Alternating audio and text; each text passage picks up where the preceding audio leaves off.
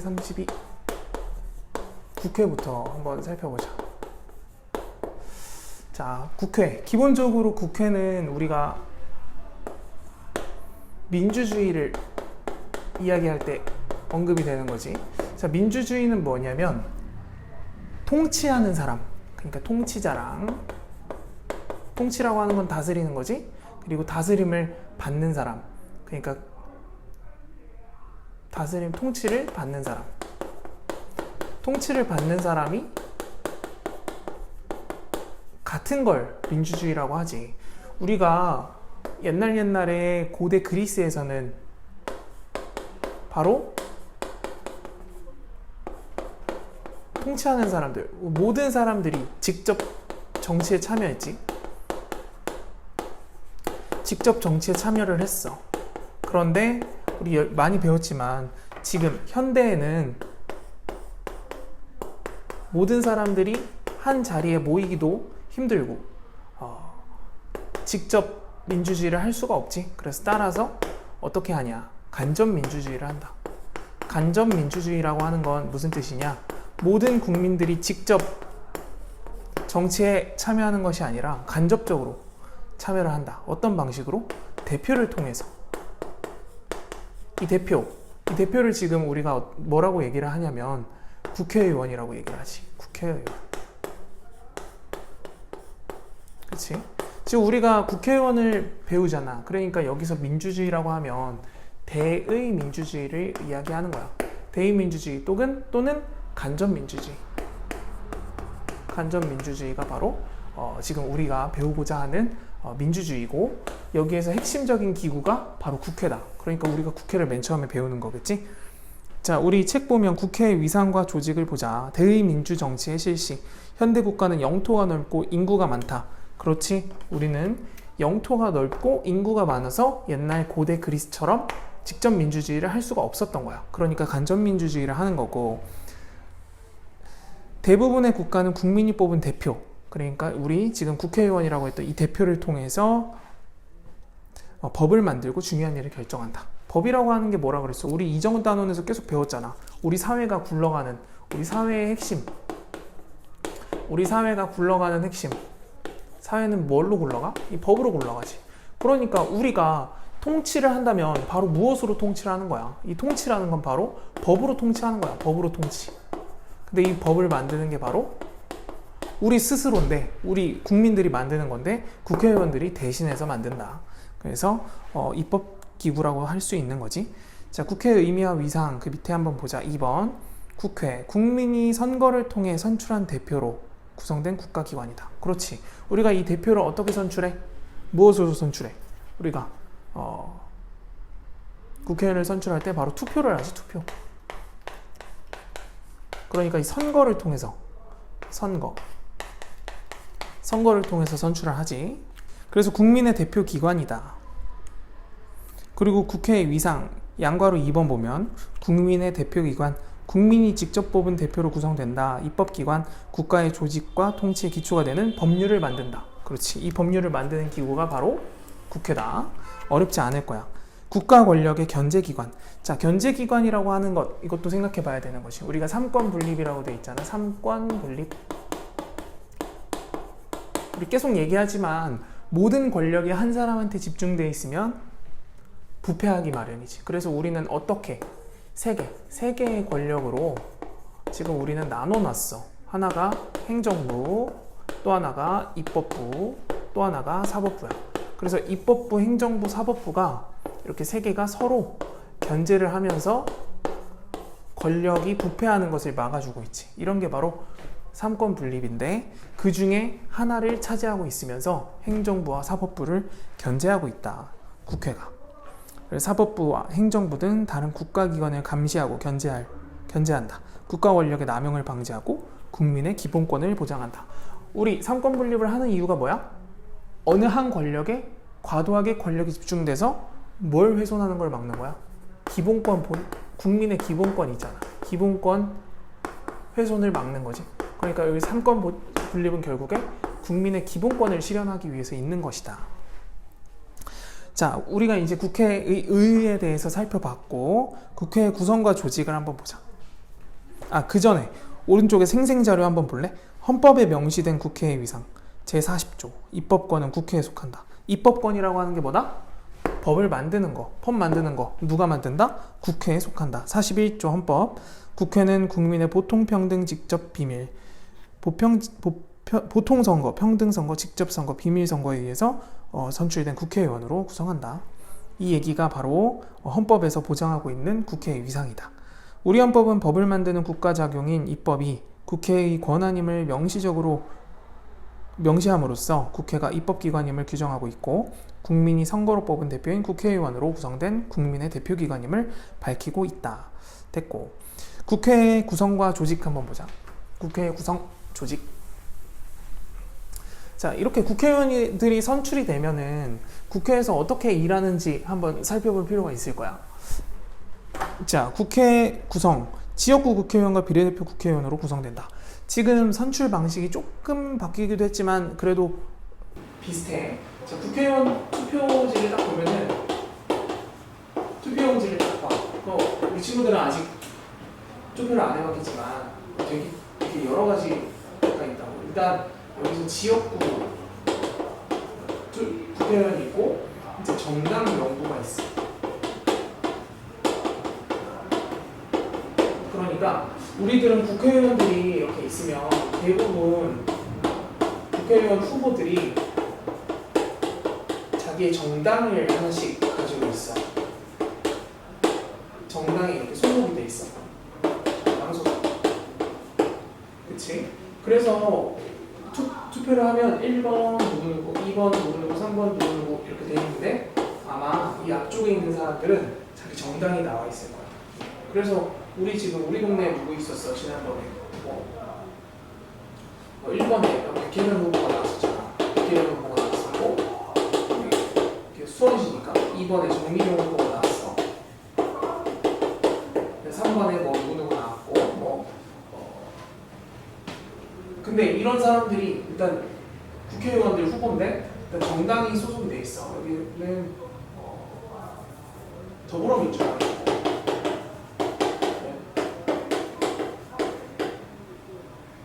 통합당 이랬단 말이야. 그래서 우리가 이렇게 뽑을 때 지역구 국회의원 우리가 지금 수원시잖아. 수원시 갑이었나 의였나 그래. 예를 들어 갑이었다고 하지. 그럼 이 지역의 국회의원이 되는 거야.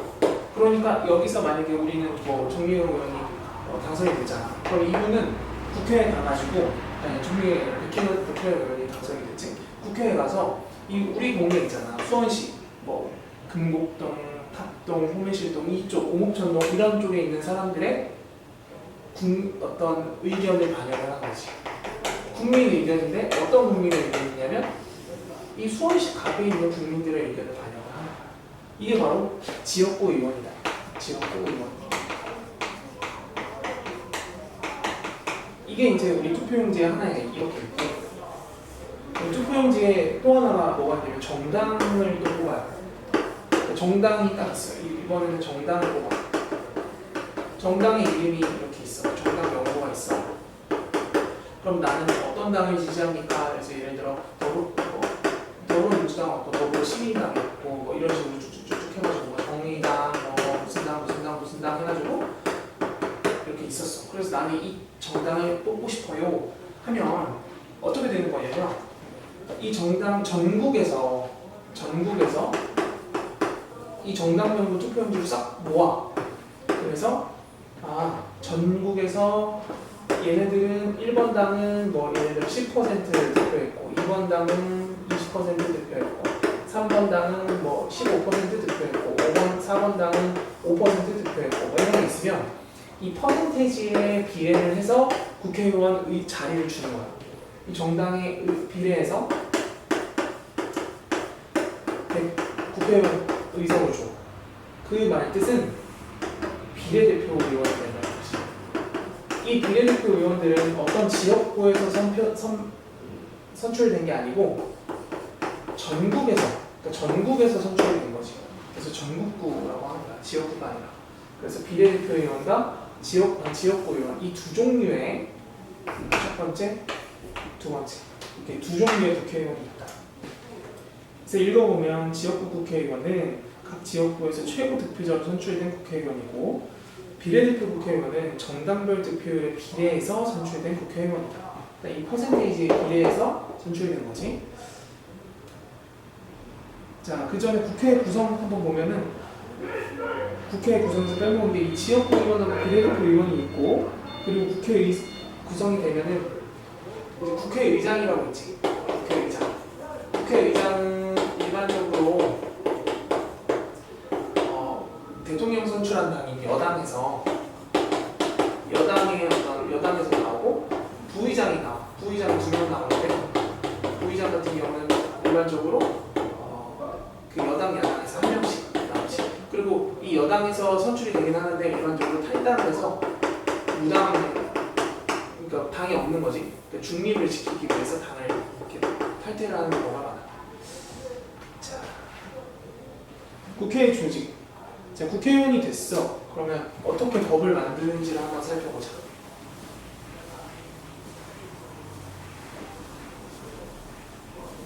자, 기본적으로 국회의원이 됐으면은 그 상임위원회에 일단 들어가. 국회의원이 됐어. 근데 이 국회의원이 된다고 해서 맨 처음부터 국회의원이셨던 분들은 아니잖아. 그러니까 전문가, 어떤 분야의 전문가가 이 국회의원이 됐겠지. 그리고 이 국회에서도 그 전문 분야를 살려서 상임위원회라는 곳에 소속이 돼. 예를 들어 내가 의사였어요. 그러면 보건복지위원회 이런 식으로 내가 건설 일을 하다가 국회의원이 됐어요. 그러면 건설교통부, 건설교통 상임위원회 이런 식으로. 그리고 내가 변호사였어. 내가 법조인이었는데 국회의원이 됐어요. 법제, 사법위원회 이런 식으로 자기가 전문적으로 일할 수 있는 그런 상임위원회가 만들어져. 여기 이름처럼 여기는 항상 있는 것이야. 항상 있는 거야. 그러니까 우리 친구들 반처럼 아니면 동아리처럼 항상 있는 거지. 자, 그래서 그 상임위원회가 있는데 여기서는 뭘 하냐면 우리가 법을 만들기 전에 본회의라고 하는 건 여기서 직접 모든 국회의원들이 이제 모일 수 있는 그런 회의야. 근데 생각해봐. 법을 만들 때마다 모든 국회의원들을 맨날 모이라 그러면 귀찮겠지. 그리고 효율적이지도 않을 거야. 그리고 여기서 전문가가 아닌 사람들도 있어서 그 법을 잘 모를 수도 있잖아. 그러니까 여기서 사전에 검토를 하는 거야.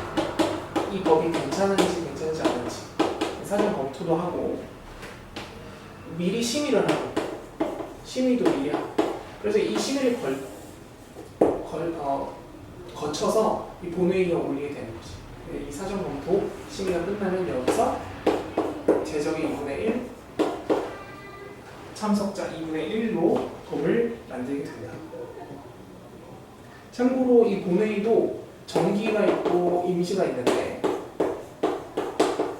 정기라고 하는 건 우리 국회의원들이 항상 일을 하는 그때 이제 9월인가 그때부터 매번 모이는 거고 임시는 그때 중요한 법을 만들 때마다 모이는 거지. 그리고 또 교섭단체라는 것도 있어. 교섭단체.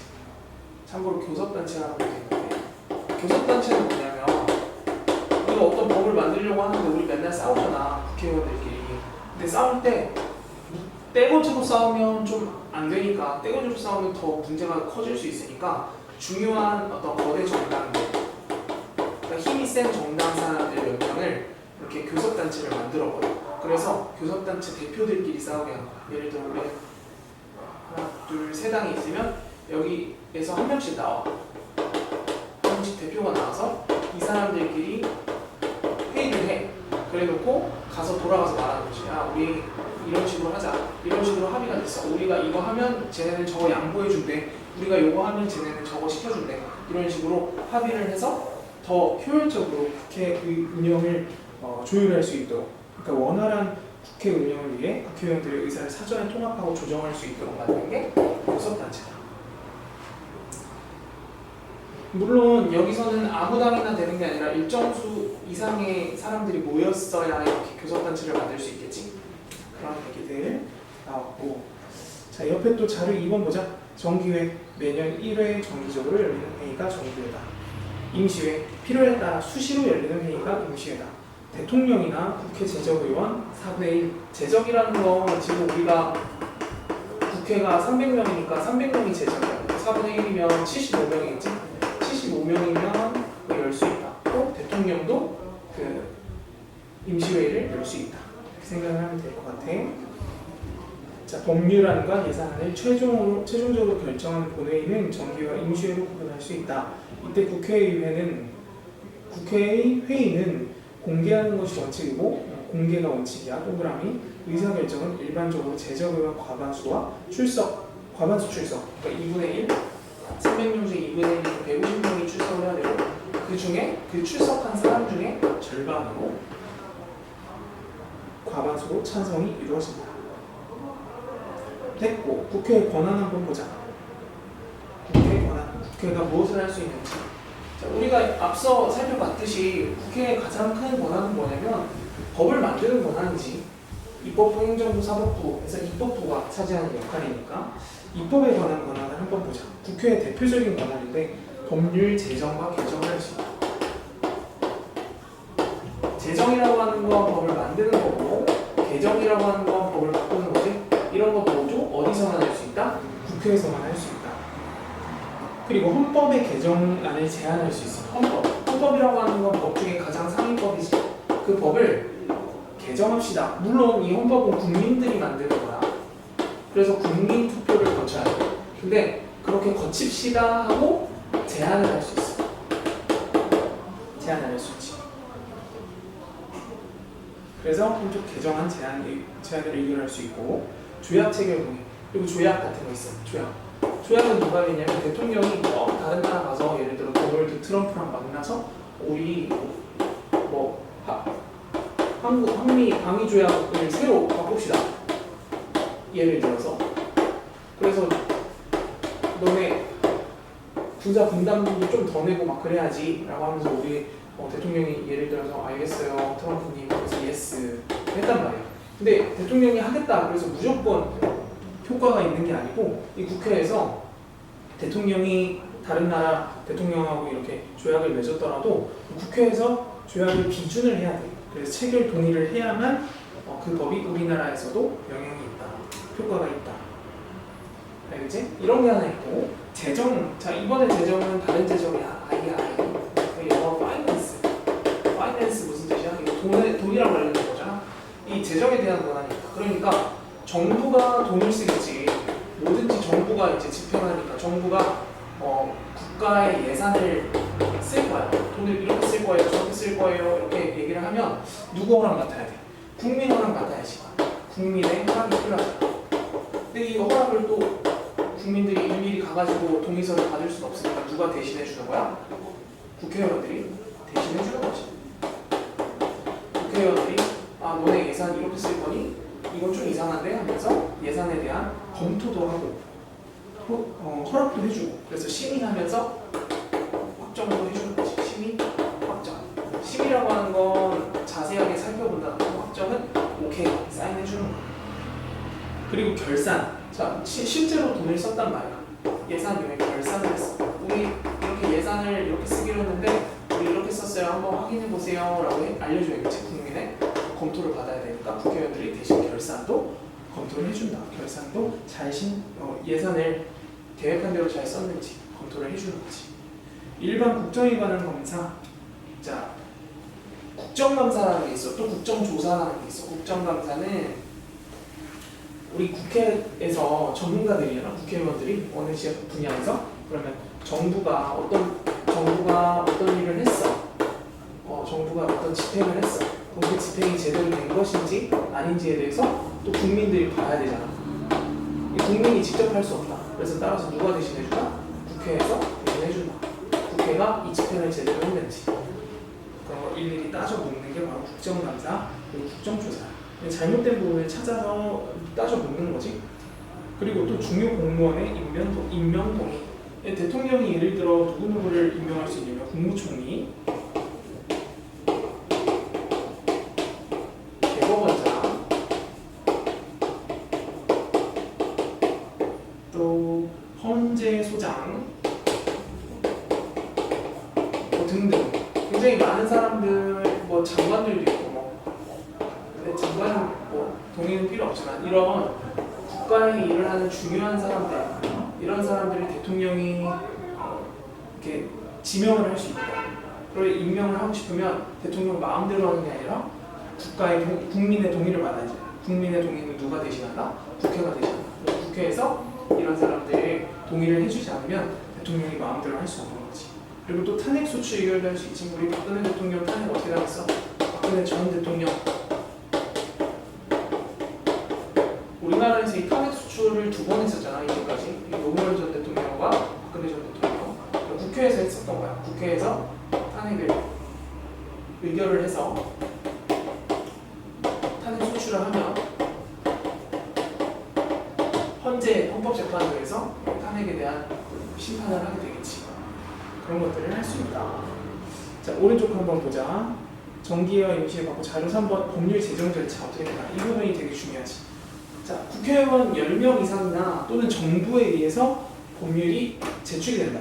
우리가 법률안을 만드는 법률을 제정하고 개정하는 것은 오직 국회만 할 수 있지만 이 부분 바꿔주세요. 이렇게 바꿨으면 좋겠어요 하는 건 국회뿐만 아니라 정부도 할 수 있어. 공무원들도 법을 만들 수 있지. 이 정부에서 이렇게 법을 만들어주세요 하면 국회에서 그런 법률안 제출 검토를 해서 이거 만들만한 법이네. 그런 것들을 또 법률에서 국회에서 정할 수 있지. 그래서 이것을 국회의장한테 발의를 하거나 제출을 한다. 그럼 국회의장이 상임위원회에 회부를 하고 상임위원회에서 어떻게 되는 거죠? 법률 제정 개정 어떻게 되는 거예요? 국회의장, 맨 처음에 국회의장이 국회의장이 맨 처음 상임위원회한테 줘야겠지. 이게 전문가들이니까. 나는 이거 바로 모르겠는데 너네가 한번 봐볼래? 그 상임위원회에서 어디에다 넘기겠어? 괜찮으면 본회의에 넘기겠지. 본회의에 넘겼어. 본회의에서 넘겨서 오케이 사인 났어. 그럼 누구한테 보여줘야 되냐면 대통령한테 야 우리 이렇게 법 만들었다. 너가 얼른 공표를 해라. 공포를 해라. 그러면 대통령 공포. 그렇게 하면 법률안이 만들어지는 거야. 근데 이 대통령이 어떤 법을 봤는데 마음에 안 드는 거야. 그러면 여기서 법률안 거부권을 행사할 수 있어. 국회의장한테. 법률안 거부권. 야, 이 법 다시 봐봐. 이런 부분이 좀 문제가 있는 것 같아. 다시 봐봐. 그럼 국회의장은 또 여기서 직접 상정을 또 할 수 있어. 국회의원이 상임위원회를 거치면 또 너무 오래 걸릴 수 있으니까 직접 상정을 할 수 있다. 그리고 상임위원회를 건너뛰는 거지. 그리고서 본회의를 다시 거쳤는데 또 이제 오케이 사인이 나잖아. 그럼 대통령은 거부할 수 없고 바로 공포를 해야 되는 거지. 공포한 뒤 20일 이내에 효력이 발생한다. 여기 한번 읽어보자. 법률안은 국회의원 10인 이상이 발의하거나 여기 10인 이상이구나. 10인 이상이 발의하거나 정부가 제출할 수 있다. 상임위원회의 심의를 거친 법률안은 본회의에서 제적의원 과반수, 자, 이 본회의는 항상 2분의 1, 2분의 1이라고 그랬지. 제적의원 과반수, 출석의원 과반수로 찬성 의결되고 대통령이 15일 이내에 공포함으로써 확정이 되는데 공포 안 하고 법률안 거부권을 행사할 수 있다. 그리고 항상 국회의장은 여기서 상임위원회 건너뛸 수도 있다. 이런 것들 잘 알아두자. 자, 지금 이제까지 공부한 걸 통해서 33쪽부터 35쪽까지 한번 풀어보자.